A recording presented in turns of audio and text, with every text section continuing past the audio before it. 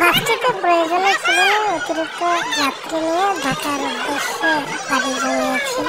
তবে চালকের দীর্ঘম রাত পার করার কারণে বেশ কয়েকদিন ধরে দীর্ঘম রাত পার করার কারণে চালকের চোখে নিদ্রা চলে আসছিল। এই কারণে চোখ বন্ধ করাতেই বাসটি খাদে পড়ে যায়। এখানে অসংখ্য যাত্রী রয়েছে, আল্লাহর রহমতে সব ধরনের যাত্রী ভালো আছে।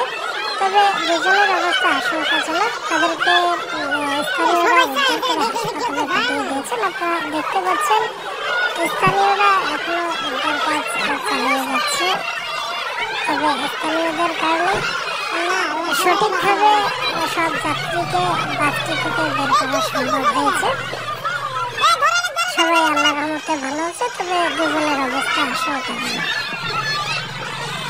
অনেকে বলছেন যাতে চালকরা স্বস্তিতে থাকে, আরামে থাকে, যাতে ঈদে তাদের চালকদের পরিবর্তন করা হয়, এজন্য পরিচালক কর্তৃপক্ষ যাতে পদক্ষেপ নেয়, এটাই আমাদের যাত্রীদের দাবি।